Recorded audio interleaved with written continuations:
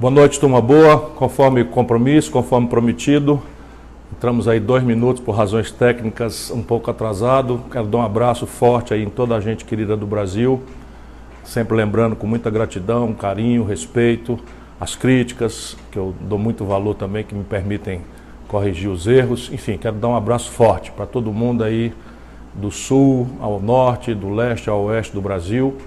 E vamos começar aqui por 45 minutos, 1 hora, tentar responder questionamentos sem qualquer tipo de filtro ou restrição. O Vicente está atrás das câmeras, vai me ajudar e participem. Vamos conversar, vai ser uma apuração, uma avaliação do ano, umas pistas aí do planejamento do futuro, para a gente seguir em contato.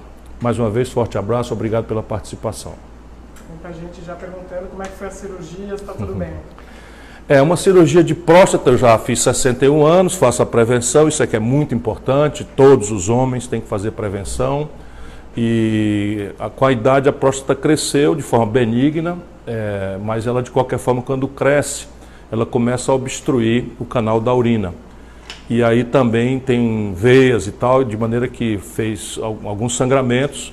Na campanha eu tive que fazer uma coisa de emergência, eu fui para o debate com a sonda pendurada na perna aqui, e aí, conforme compromisso com o médico, passadas as eleições, eu voltei para fazer a cirurgia verdadeira. Foi feita, estou em plena recuperação, graças a Deus, e ao talento aí do Dr. Miguel Cirúrgico, de toda a equipe dele, e a oração e o desejo de pronto restabelecimento de milhares de pessoas pelo Brasil afora, a quem mais uma vez é a ocasião de agradecer. Terminei ontem 15 dias, que é a fase de repouso mais absoluto. E aí, voltando ao normal, já foi feita a biópsia, é benigna, nenhum problema.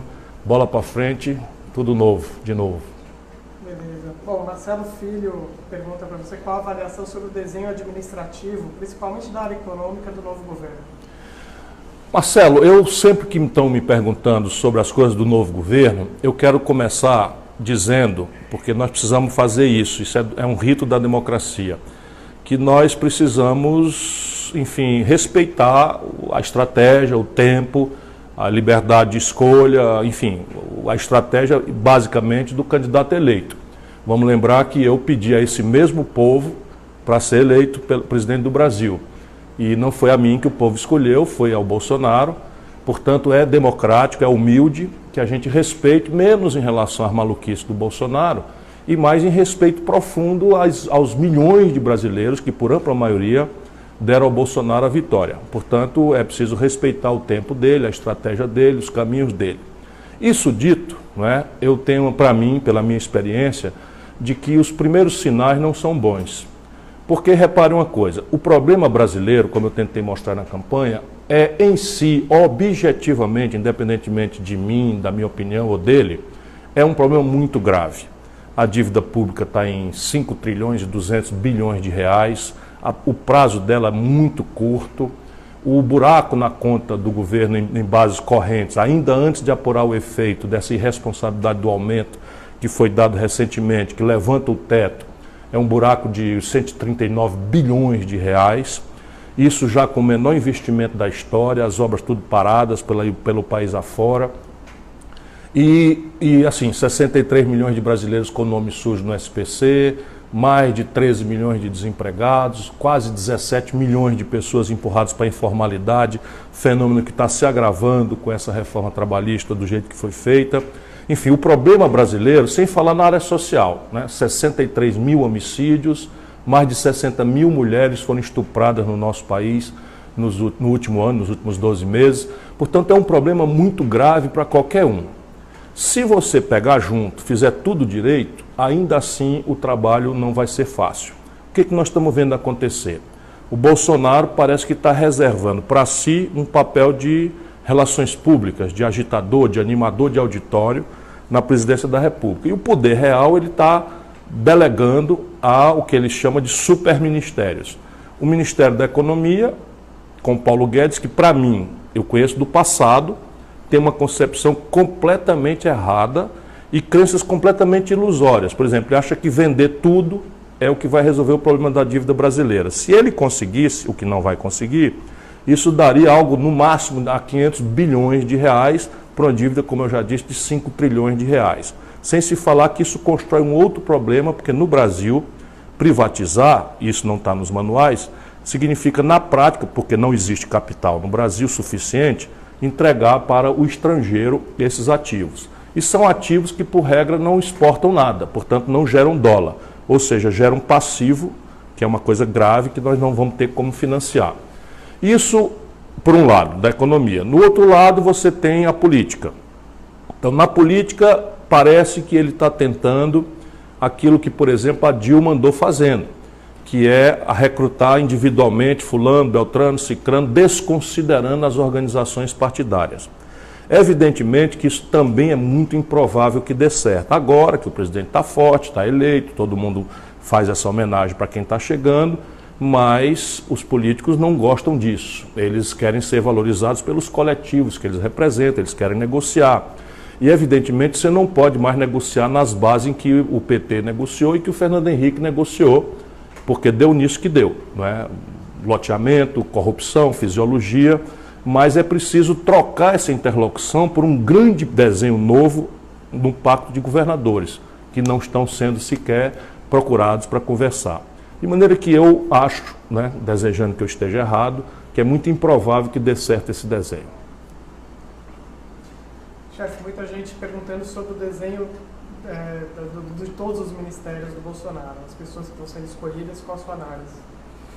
Bom, eu não quero examinar pessoa a pessoa, mas até aqui você tem um núcleo militar, já são 6 militares graduados em posições relevantes, estratégicas. Eles costumam ser pessoas bem formadas, costumam ser pessoas honradas, costumam ser pessoas que têm um sentimento de país, mas são pessoas que não têm nenhuma vivência, vamos dizer, nenhuma experiência no trato das manhas e delicadezas e complexidades da política. Isso tem sido a marca, embora é preciso ressaltar essas virtudes. O Paulo Guedes é uma pessoa muito conservadora, que não conhece o Brasil, não conhece o serviço público, e o Moro é uma figura publicitária. Não é? Só para você ter uma ideia, o Moro é encarregado de 2 grandes tarefas, cada qual a mais difícil. Primeiro, o enfrentamento da corrupção. Uma coisa é você, como juiz, escolher na boa, com a ferramenta de mandar prender, mandar quebrar sigilo, etc, etc. Outra coisa é você ser ministro, não é? Sabendo que a corrupção é um fenômeno do governo, não é na oposição que acontece corrupção. Como é que ele vai tratar esses fenômenos de corrupção dentro do governo? Os primeiros sinais não são bons. Não é? Os primeiros sinais são de que ele relativiza os valores e está imaginando, talvez, manipular as estruturas de Polícia Federal, etc, etc, para perseguir adversários. Isso, de fato, ninguém vai tolerar. Segundo, né, a questão da segurança pública. Ele não dá uma palavra sobre isso. E essa é a grande demanda da sociedade brasileira. Dia 31 de dezembro acaba a intervenção no Rio de Janeiro. E toda a agenda de reformas do Paulo Guedes impõe que não se renove a intervenção no Rio de Janeiro, porque não se pode propor emenda à Constituição e há um conjunto de necessidades de mexer na Constituição brasileira que não permitem que seja feito com intervenção federal. 63 mil homicídios, os comandos aí, os crimes organizados, enfim, como é que ele vai tratar? Ninguém ouve uma palavra sobre isso. E na política, o Onyx Lorenzoni, eu fui colega dele na Câmara, não é um deputado com bom trânsito. O próprio partido dele, o Democrata, está muito aborrecido com a forma com que eles estão tratando de cooptar aqui e ali um ou outro sem discussão coletiva. Isso tudo, volto a dizer, nesse momento vai se escondendo, mas passou ali 6 meses em que os problemas começam, a popularidade fácil, a lua de mel vai acabando, isso tudo vai virar confronto. Bom, a Tati Ramos pergunta sobre essa lei antiterrorismo. Qual a sua opinião? Isso foi uma grande bobagem, entre outras grandes bobagens que a Dilma fez, neste caso, gravemente, por imposição dos norte-americanos. Agora nós vamos ver uma lei completamente estúpida, que não guarda nenhuma coerência com a vida real do Brasil, ser manipulada por um poder fascista ou inclinado ao fascistismo, especialmente aí nessa área do Moro, para criminalizar determinados movimentos sociais. Por exemplo, MST, por exemplo, o movimento dos sem-teto, todos esses aí podem, se quiser forçar um pouquinho a mão, serem botados no âmbito dessa lei estúpida que a Dilma fez passar no Brasil.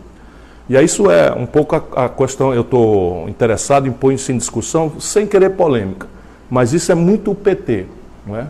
Fizeram no poder real, né, botar uma lei como essa em vigor, por pura e exclusiva imposição dos norte-americanos. É uma lei que não era necessária no Brasil, era uma lei que não guarda coerência com nada. O Brasil, o problema são facções criminosas. E isso nós temos lei para resolver. Mas essa lei antiterror é completamente estúpida e vai dar trabalho para os movimentos sociais. Só repete a minha pergunta, porque às vezes o pessoal não consegue ouvir. Mas é o José Rosendo está perguntando sobre as consequências do alinhamento dos Estados Unidos nessa polarização Estados Unidos e China. Eu tenho dito, em todas as análises da questão da relação exterior do Brasil, que o Brasil, pelas suas peculiaridades, é um país que está meio só na ordem internacional. E eu explico por quê. O Brasil é a 15ª economia industrial do mundo, ou seja, nós ainda somos um país industrializado, apesar da devastação das nossas indústrias. Nós somos o maior provedor de comida do mundo depois dos Estados Unidos. Nós também, portanto, somos um país que tem uma agenda agrícola. Só para vocês terem ideia da prática disso, é que um acordo com a Europa, que nos obrigaria a fazer concessões na área industrial, agravaria a desindustrialização do Brasil, mas perfuraria mercados para os nossos produtos agropastoris, a carne, as proteínas vegetais, etc. E nós não conseguimos achar o equilíbrio. Os Estados Unidos são nosso concorrente internacional. A China é nosso concorrente estratégico internacional. Só para vocês terem uma ideia, os Estados Unidos são o país que mais produz soja no mundo. O Brasil é o segundo. Os Estados Unidos produzem milho, nós somos o primeiro ou o segundo, rivalizamos com eles. E na medida em que os americanos entram em confronto com a China, eles já conseguiram alguns regimes de preferência da China e o Brasil, por exemplo, na área de soja, e quem vai pagar caro é o Brasil. De maneira que esse alinhamento automático, que me envergonha, né, dos primeiros movimentos do governo Bolsonaro com os Estados Unidos, vão causar gravíssimos prejuízos ao nosso comércio, sem se falar de que isso vai violando todo dia a potência do Brasil de ser autônomo, de ser soberano. O acordo com a Boeing é uma vergonha internacional. Eles alegam que a Boeing precisa fundir porque a Bombardier fez. Ora, a Bombardier, quando fez o acordo com a Airbus, a Bombardier, o Canadá, obrigou, por exemplo, a proteção dos fornecedores locais. O acordo da Boeing com a Embraer não tem nenhuma proteção aos fornecedores locais. A parte de defesa vai acabar sendo produzida na América do Norte, ou seja, o que está acontecendo é que a Boeing está destruindo a Embraer. E isso são os norte-americanos. Isso tudo é o que está em jogo, na prática. Enquanto isso, volto a dizer, o Brasil faz esse papel vexaminoso em que o presidente da República eleito bate continência para um assessor de 5º escalão. Kailane, de Irecê, na Bahia, pergunta sobre a saída dos médicos cubanos. Esse vai ser o primeiro grande e extenso prejuízo popular que a retórica do Bolsonaro produziu. Por pura ideologia, porque o Brasil tem um acordo... ele está perguntando, a Kailane de Irecê está perguntando o efeito da saída dos mais médicos. São 8 mil médicos, há mais ou menos 1.000 pessoas atendidas por médico, nós estamos falando de 8 milhões de pessoas imediatamente desatendidas, e são as pessoas mais frágeis, mais vulneráveis do interior, do semiárido do Nordeste, do fundão da Amazônia, não é, da metade sul do Rio Grande do Sul, do Vale do Jequitinhonha, Mucuri e Minas Gerais, ou seja, o nosso povo mais pobre, mais sofrido.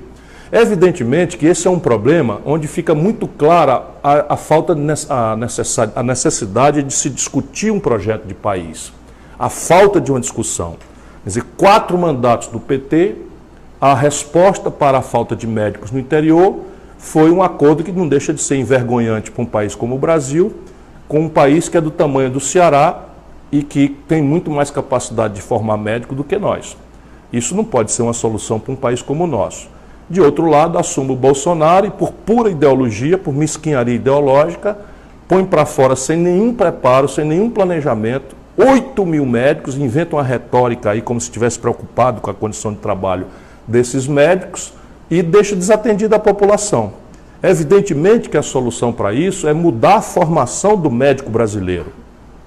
É criar, especialmente no interior do Brasil, escolas de medicina com o currículo voltado para a saúde da família e criar uma carreira de Estado, em que o jovem médico, como um jovem promotor, um jovem juiz, não é?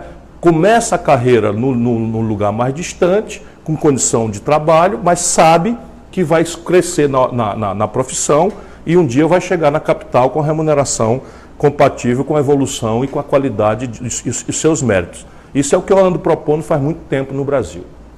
A Patrícia Matos, de Belém, no Pará, pede para o senhor falar um pouquinho mais sobre essa extinção do Ministério do Trabalho. Patrícia está perguntando sobre a extinção do Ministério do Trabalho. Eu volto a dizer, está todo mundo querendo que eu antecipe críticas aí ao presidente eleito. Eu volto a dizer, ele foi eleito por uma grande maioria dos brasileiros e se ele dá todos os sinais de não merecer, não é, a nossa torcida, é preciso torcer pelo Brasil, é preciso respeitar os milhões de brasileiros que acreditaram que ele era a opção e, portanto, tem direito a um tempo, um mínimo tempo. Isso dito, o Brasil inferniza o debate, muitas vezes a elite brasileira, inventando essas patuscadas, como se a quantidade de ministérios fosse o problema do buraco das contas do Brasil. Claro que isso tem um efeito simbólico, né? Um país como o Brasil não deveria ter tanta burocracia, tantos carros comissionados, tanto carrão preto, tanto cartão corporativo, e isso é um imperativo da gente enxugar para economizar o dinheiro, para gastar o dinheiro não com a própria máquina, mas gastar o dinheiro com aquilo que precisa ser gasto, que é melhorar a condição do povo, na saúde, na educação, no transporte, na moradia, no enfrentamento da saúde, da segurança, que são as questões nacionais.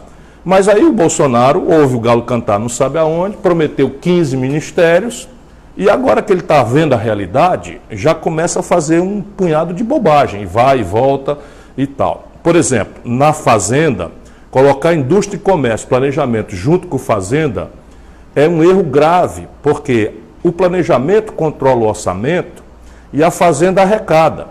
A indústria e comércio estimula a indústria e o comércio exterior. São três tarefas diferentes e antagônicas umas às outras. Por isso que se organizou dessa forma, de maneira que o presidente, sabendo o que fazer, media os conflitos e vai arrumando os abusos de um ou de outro. Ficou tudo na mão do Ministério da Fazenda, cuja tendência é guardar o dinheiro e aumentar a arrecadação, especialmente no ambiente de crise financeira grave como essa que nós estamos fazendo. E aí sobrou para o Ministério do Trabalho. Um país, volto a dizer, que tem 13 milhões e 700 mil pessoas desempregadas, um país em que a informalidade já atinge quase metade da força da economia, precisa dramaticamente refletir sobre o mercado de trabalho, sobre sua engenharia institucional, sobre a condição de gerar emprego, sobre a condição de formalizar o mercado de trabalho, e eles simplesmente esquartejaram as tarefas, e aí você tem coisas graves que ninguém tem a menor ideia do que vai acontecer. Por exemplo, toda a fiscalização do trabalho, diz que vai lá para o Ministério da Justiça. Ora, no Ministério da Justiça já está o combate à corrupção, já está o enfrentamento do crime. Você acha que é serviço pouco, ainda vai botar a fiscalização das relações de trabalho num ambiente em que a prepotência empresarial praticamente tomou o centro do governo? Eu tenho dúvida se isso vai funcionar. Aliás, eu tenho certeza que não vai funcionar. Isso. Muita gente, a Priscila Rocha, de Volta Redonda, no Rio de Janeiro, é professora e está preocupada com o futuro da educação no Brasil, sobre o novo ministro, e muita gente perguntando sobre escolas sem partido. Sua opinião? Estão me perguntando sobre educação, novo ministro e escola sem partido. Vamos de trás para diante. Escola sem partido é uma baboseira e não há outra palavra, porque desde o iluminismo, não é, da renascença, que extingue as trevas, não é, do obscurantismo da Idade Média, nós aprendemos que a melhor escola é aquela que garanta ao professor, ao mestre, a liberdade de cátedra. Esse é o grande valor universalmente pacificado, em que o professor, na sala de aula, é absolutamente livre para professar a sua vocação, que é ensinar aos jovens.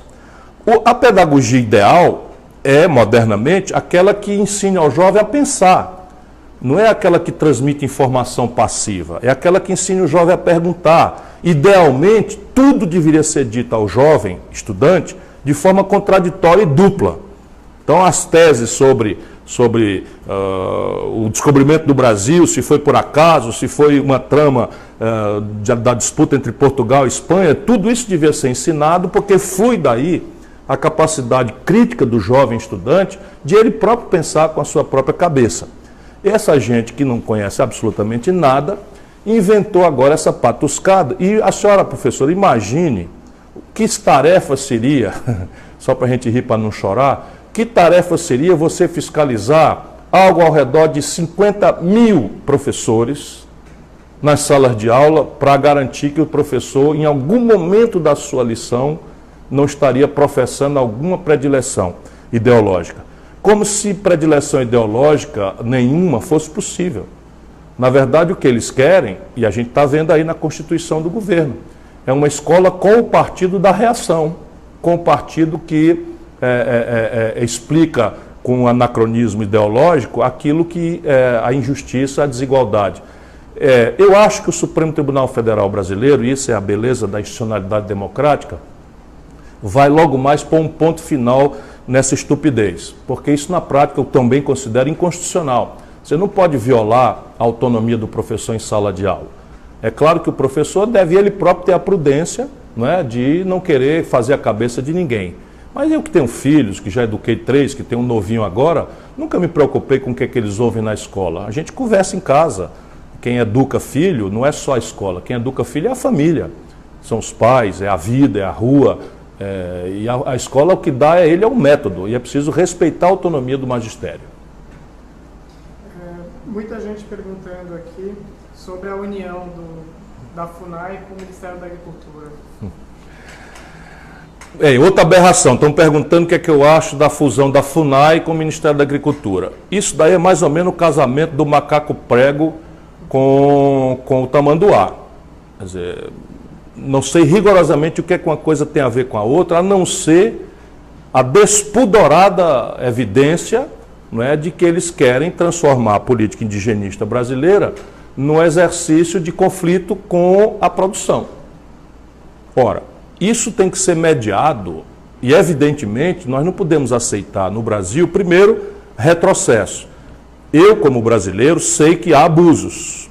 Agora, a pretexto de abuso A ou de abuso B, nós não podemos deixar de lembrar que havia populações tradicionais no Brasil quando o colonizador europeu chegou e que na América Espanhola foi um genocídio deliberado e que na América Portuguesa esse genocídio aconteceu, mas não de forma propriamente deliberada, mas aconteceu pela contaminação, a varíola, a gripe, a tuberculose, enfim, e a luta pela terra. O Brasil não pode fazer retrocesso nessa área. Nós ainda temos uma comunidade tradicional, indígena, muito grande, e a gente precisa protegê-la. E tudo que o Brasil não precisa é de colocar em antagonismo a produção com a questão indígena. O que resolve isso são as delimitações, o zoneamento econômico e ecológico, as unidades de proteção, as reservas indígenas, enfim, que é uma política relativamente bem sucedida no Brasil, salvo aqui e ali algum abuso, que a gente pode corrigir o abuso, mas nunca fazer uma coisa dessa. Como é que vai funcionar? No dia que houver um conflito indígena, quem vai arbitrar esse conflito é a ministra da Agricultura, que vem dos ruralistas. Isso realmente vai dar muito problema. E eles não sabem, estes, vamos dizer assim, despreparados, que está crescendo pesadamente no mundo um neoprotecionismo. Antigamente o protecionismo comercial era mais claro, era mais despudorado. Mas com as organizações, a Organização Mundial do Comércio, etc., desde a unidade da rodada uruguaia, do GATT, esses protecionismos antigos não vão mais funcionar. O que é que eles vão meter isso agora para não comprar mais os nossos produtos? Eles vão meter a denúncia de que os nossos produtos são produzidos em condição hostil ao mundo do trabalho, explorando o trabalho em condição análoga de escravo, em condição hostil ao meio ambiente, a produção hostil aos padrões de sustentabilidade ambiental, e o protecionismo contra produtos que derivam de unidades, de áreas de plantio que hostilizam populações tradicionais. E o Brasil vai ter muita dificuldade, muita mesmo, nós que já temos muita debilidade no comércio exterior, para manejar esse neoprotecionismo se a gente não prestar atenção nas nossas práticas aqui. O verdadeiro produtor moderno brasileiro já está sabendo disso e não deve aprovar esse tipo de coisa. O Ironildo de Pernambuco pergunta dos riscos que o Mercosul corre. O Mercosul está agonizante, porque os americanos nunca quiseram o Mercosul. Eu assinei o Tratado de Ouro Preto, né, como ministro da Fazenda do Itamar, eu fiz a última rodada que deu cara ao Mercosul. E o Mercosul foi feito, com seus defeitos, para proteger o Cone Sul, América do Sul, mas basicamente o Brasil, Argentina, Paraguai e Uruguai, da onda de livre comércio americana que vinha com a história da ALCA, a área de livre comércio das Américas, que praticamente arrebentou o México com o NAFTA. E agora nós estamos vendo aí as consequências disso no México. Pois bem, eles nunca engoliram. E agora, né, acharam um governo que em 9 dias já desprestigiou o Mercosul, já abriu um conflito com os árabes por nada, que são grandes compradores das nossas proteínas, especialmente caprino e ovino, e já abriram um conflito com a China, que é o nosso maior comprador, com quem nós temos o maior saldo. Olha, o indício de mantê-lo é muito grande. Agora, o Mercosul poderia evoluir para uma grande OPEP dos alimentos. Ou seja, se nós fortalecêssemos, aprofundássemos o Mercosul, Brasil e Argentina especialmente, mas sem descuidar dos outros parceiros, e buscássemos um entendimento com Nova Zelândia e Austrália, nós poderíamos fazer aí um grande movimento para qualificar a oferta de alimentos no mundo, garantindo outra posição estratégica para o Brasil. Algumas pessoas perguntando se você está no Brasil e perguntando sobre a sua posição. Gostaria de que o senhor esclarecesse um pouco mais como é que foi essa decisão do segundo turno das eleições. Sim, eu estou no Brasil, estou em Fortaleza, e a minha questão, ironias à parte, a minha questão é a seguinte, é que vocês não sabem nem o começo da missa de uma relação com o PT. Eu ajudei o PT e o Lula ao longo dos últimos 20 anos. Preste bem atenção aí, o petista mais ranheta. Na crise do mensalão eu estava lá todo dia às 7 horas da manhã. No impeachment da Dilma, o Ceará foi o único estado do Brasil que deu 2/3 dos votos contra. Eu me demiti da CSN, onde eu tinha um super salário de executivo, para ir para a rua brigar, enfrentei ameaça física, o meu irmão enfrentou ameaça física, tudo para tentar ajudar. Quando vem as eleições agora, até as pedras do caminho sabiam, e eu repeti 1 milhão de vezes, que a lei da ficha limpa não permitiria que o Lula fosse candidato. Todo mundo sabia. O que é que faz o PT? Resolve assustar o povo brasileiro ou comover o povo brasileiro, como preferir, lançando uma candidatura natimorta do Lula, cuja premissa é a ignorância da gente. Quer dizer, olha, o povo brasileiro é um bando de idiota, nós vamos enganar, vamos dizer que o Lula é candidato, fica todo mundo apaixonado pelo Lula, e no dia seguinte, quando o Lula de fato não for candidato, a gente pega um poste e lança o poste para ganhar a eleição. Isto não se faz. O país não aguenta mais isso. E se a rigor você tiver um pouquinho de equilíbrio, isso foi o que o Lula fez com a Dilma. Ele não podia mais ser candidato, pegou uma candidata que, apesar de ser honrada, séria, não tinha nenhuma experiência, foi para o governo, desastrou o país. Ou alguém acha que essa crise começou com o Temer? Essa crise começou com a Dilma. A Dilma pegou o Brasil numa condição de 4% de desemprego e entregou com 14% de desemprego.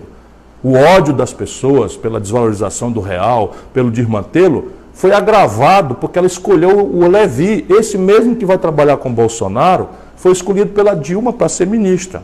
Aí esquece tudo, dá no impedimento, compromete a democracia do país. Quem faz o golpe é o Renan Calheiros e o Eunício Oliveira, que são os senadores que comandam o Senado brasileiro, e o senhor Lula acerta com o Renan Calheiros e com o Eunício Oliveira a votação no Haddad. Por que eu sou obrigado a aceitar isso? Eu sabia que essa era uma condição perdida. Não quis atrapalhar, viajei. Anunciei que não votaria no Bolsonaro, mas não aceito mais votar nesse tipo de fato consumado do PT. Isso está ferrando com o Brasil, meu irmão. A maior força vitoriosa hoje no país não é o direitismo, não é o fascismo do Bolsonaro, é o antipetismo. Ou então que vem o PT dizer em público que 68% do eleitorado de São Paulo é fascista. Eu não aceito isso. Pois bem, o resultado da eleição em São Paulo foi 68% Bolsonaro, 32% Haddad. Sabe quanto foi aqui no Ceará? Eu ganhei aqui no Ceará a eleição, no primeiro turno. No segundo turno, o Haddad tirou 70% dos votos aqui. E na terra dele, em São Paulo, bota a mão na cabeça, irmão, você petista, pensa um pouquinho. Em São Paulo, o Haddad tirou 32%. Aliás, 2 anos atrás, o Haddad tirou 16% dos votos, perdeu a reeleição no cargo de prefeito por Dória, esse farsante. Nenhum país do mundo, nenhum partido político do planeta Terra escolheria uma pessoa que, a despeito, volto a dizer, de ser uma boa pessoa, com esse tipo de biografia, para liderar o país numa hora tão ameaçadora e crítica quanto essa. Mas, passei o primeiro turno inteiro denunciando o Bolsonaro. Projetinho de Hitler tropical, cédula de R$3, fascista, tudo eu falei. Agora, eu desafio um petista a mostrar uma frase de um petista graduado, ou muito menos do Haddad, no primeiro turno, contra o Bolsonaro. Essa é a questão. Então, repare bem, isso é o que está visto. Bastidor. PT meteu dinheiro na campanha, PT pagou fake news na internet, PT pagou grupo de agressão no WhatsApp. E sabe contra quem? Não foi contra o Bolsonaro, tudo contra mim. PT fez o diabo, chantageou o PCdoB para retirar a candidatura da Manuela, depois sumiu com a Manuela do PCdoB da campanha. PT sacrificou o Márcio Lacerda no Minas Gerais, sacrificou a Marília Reis em Pernambuco para obter do PSB uma neutralidade. Para quê? Para não me deixar com tempo para falar. Lula se acerta com Valdemar Costa Neto, sabe esse que está preso, ou agora em prisão domiciliar? Lula acertou-se com ele para não deixar o tal fração do Centrão vir em meu apoio. Ou seja, me escolheram como adversário de forma mesquinha, miúda, inescrupulosa e antidemocrática, e depois acham que eu sou obrigado, 20 anos de luta, a repetir. De maneira que entre o fascismo e a corrupção sistemática que a cúpula do PT representa, eu optei por sair. Disse que não votava no Bolsonaro, como de fato não votei, votei no Haddad, mas não quero mais fazer campanha com corrupto. Enquanto essa cúpula do PT estiver aí dando as cartas, não contem comigo. Bom, Márcio está perguntando aqui sobre a articulação do bloco PT, PDT, PSB, PCdoB e partidos aliados no Congresso. Está fazendo bons avanços? Sim, o bloco está fazendo grandes avanços. Ele tem 2 tarefas. Uma tarefa mais emergencial, que é organizar o movimento nas mesas da Câmara e do Senado Federal. É muito importante porque são trincheiras onde a gente vai, vamos dizer, estimular o Bolsonaro a jogar o jogo democrático. E se ele quiser transitar fora do jogo democrático, por aí nós vamos obrigá-lo a respeitar os limites da institucionalidade democrática. É assim que a gente faz, não é? Portanto, nós estamos jogando esse jogo pensando no Brasil, na questão de garantir a institucionalidade e a normalidade democrática. Parte grave de nós queremos defender o interesse nacional e parte grave de nós queremos defender o avanço, contra o avanço, defender o povo brasileiro, contra o avanço, contra a rede de proteção social, que hoje garante pelo menos um bocado para comer a milhões de brasileiros. Essas 3 coisas nos unem. E nós achamos, não é, que é preciso fazer política respeitando os ritos da democracia. Por exemplo, quando a Dilma nomeou Lula ministro, o PT chamou todo mundo de golpista porque um ministro do Supremo deu uma liminar contra a posse do Lula no ministério. Agora, o Bolsonaro nomeia o Moro para ministro. O que é que faz o PT? Pede à justiça uma liminar para não deixar o Moro tomar posse. A gente não aguenta mais isso. Na prática são iguais. Nós precisamos encerrar essa crônica e garantir o rito da democracia. Qual é? A maioria vota, escolhe quem foi eleito e o eleito vai governar. Cabendo a nós, num primeiro momento, cumprimentar, reconhecer a vitória e, no segundo momento, cobrar, exigir. E, nesse momento, como houve um grande terror espalhado pela cúpula do PT de que há um risco à democracia, nós precisamos estimular o Bolsonaro a jogar o jogo democrático. E a forma de fazer isso é cercá-lo com as instituições. O parlamento é o mais importante, Mas na medida em que o PT cooptou praticamente, ou aparelhou as instituições da sociedade civil brasileira, nossa sociedade civil hoje está muito frágil, muito debilitada. Deixa eu ver se eu explico bem para vocês. Cadê o exército do Stedley? Uma pergunta, cadê o exército do MST? E entope o MST de dinheiro e tal, coopta, aí pega o MST, pega lá 3 companheiros, 4 companheiros de boa fé, fanatizados pela crônica, bota para fazer greve de fome. Cadê a greve de fome? Lembra? Pegaram 5 companheiros do MST, pobres, e fizeram uma greve de fome em Brasília, reclamando da liberdade do Lula. Percebe? Isso ninguém aguenta mais no Brasil. É preciso que a gente vire essa página e jogue o jogo, volto a dizer, da democracia. E a democracia no Brasil, até o presente momento, ainda está preservada. E esse é o nosso movimento. Nosso movimento é proteger a democracia. O Eric pergunta sobre isolar o PT da oposição. Nós não queremos isolar o PT. O PT vive de mimimi, faz e acontece com todo mundo e não arca com as consequências dos seus atos. Não é? Todo mundo sabia que uma candidatura do Lula, fraudulenta como era, substituída por um candidato que não era conhecido pelo Brasil, elegeria o Bolsonaro. Todo mundo sabia. As pesquisas todas indicavam, tudo estava dito, mas o PT faz a besteira, elege deputado, que era o que eles queriam fazer, e começa a achar culpado e não fazem uma reflexão, um mínimo de humildade para compreender as bobagens que fizeram, porque já não fizeram lá atrás, com a imposição da Dilma, pela exploração do auge da popularidade do Lula. E agora a grande questão é essa. Quer dizer, nós vamos fazer o que com o Brasil? Esperar que a cúpula do PT vá toda semana a Curitiba, perguntar ao Lula o que é para fazer? Isso, o Brasil não aguenta isso. E eu não falo isso com prazer não, dói no meu coração. Mas o país tem 206 milhões de bocas para alimentar.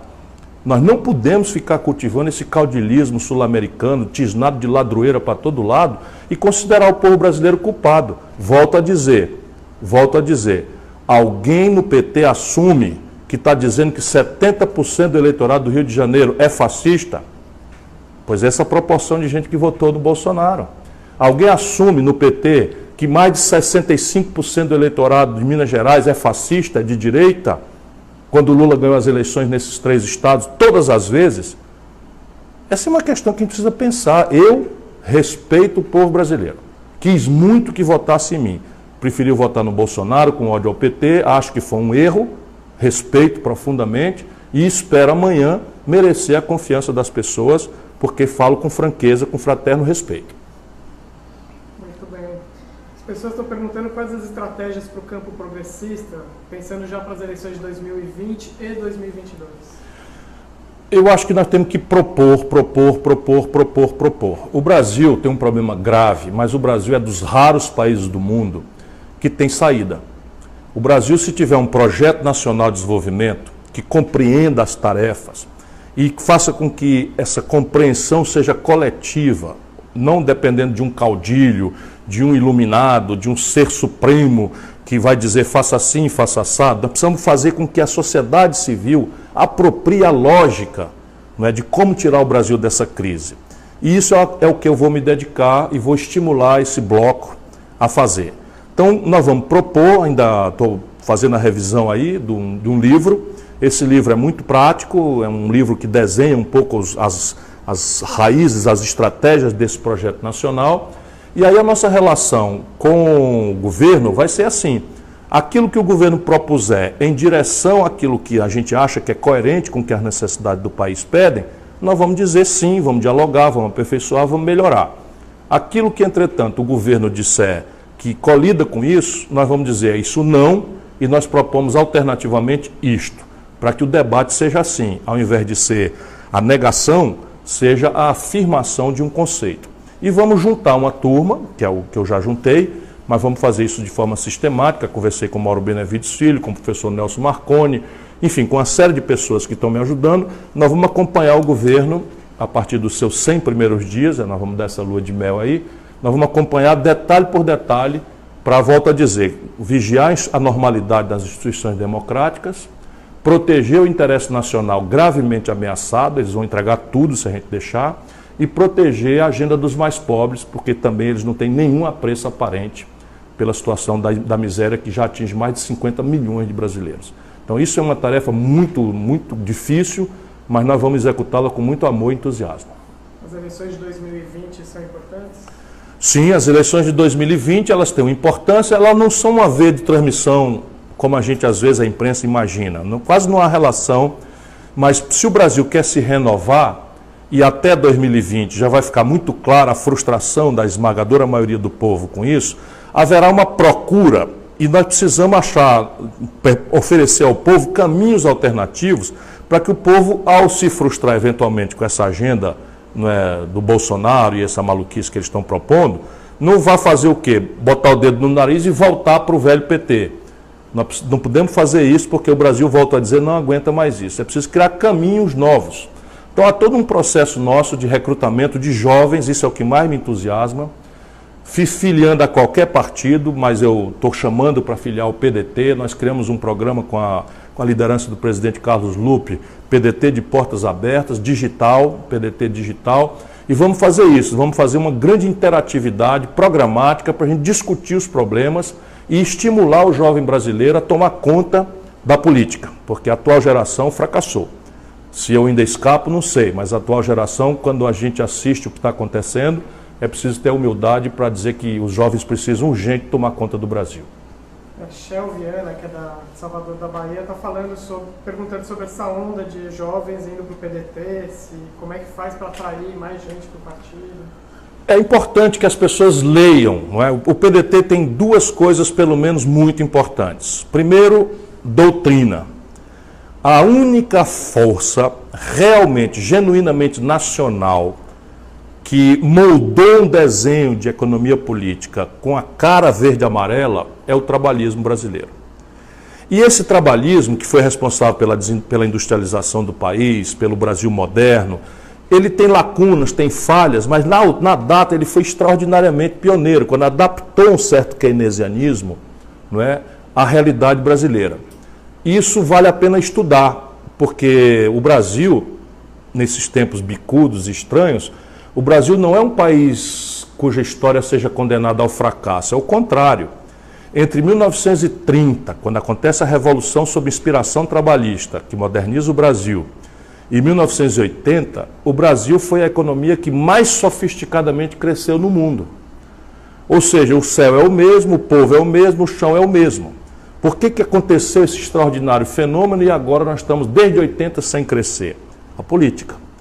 Portanto, conhecer as respostas que o trabalhismo tem para o desenvolvimento, para a questão nacional e, portanto, com a relação internacional e para o enfrentamento da questão dos pobres, é uma coisa encantadora. São respostas históricas que nos dão base, que nos dão lastro para saber de onde nós viemos. E a segunda coisa muito boa do PDT é que o PDT é muito aberto, é muito maleável, não é? Desde do caráter visionário do Brizola, a emergência desse Brasil povão. O PDT é o primeiro partido que elege um indígena, o PDT é o primeiro partido que coloca negros numa secretaria importante e no Senado Federal, com Abdias. O PDT tem essa lógica, essa sensibilidade, nós temos movimentos, não é, LGBT, nós temos o movimento das mulheres, nós temos o movimento, não é, dos negros no partido, temos o movimento da juventude socialista PDT, que é a minha turma, de maneira que por qualquer desses caminhos que o jovem tentar entrar, antes de se filiar, ele pode se interessar, e isso é o que nós queremos fazer. Mas não precisa se filiar, o importante é participar, dominar a ideia e levá-la à discussão aí em todo canto. Bom, as pessoas perguntando sobre justamente as ameaças à população LGBTI no Brasil, como é que você vê o futuro? Veja, democracia, meu irmão, minha irmã, não é um regime de concessão, né? Que o paternalismo sul-americano, o aparelhismo, né, muito em voga entre nós, às vezes faz crer. O que é que eu estou querendo dizer? Democracia é um regime de conquista. A gente precisa se organizar, a gente precisa ter autonomia em relação aos partidos, aos governos, a gente precisa ter uma agenda e a gente precisa criar redes de proteção. Nós vamos ajudar, né, mas o governo, lá em cima, ele não tem a força, né, de violentar essas populações. De maneira que você fique tranquilo. Eu sei que o PT espalhou esse terror, Muitos amigos, irmãos queridos gays estão apavorados com isso, quanto mais jovens, mais amedrontados estão, porque esse é um fenômeno em que a discussão errada, elitista, não é,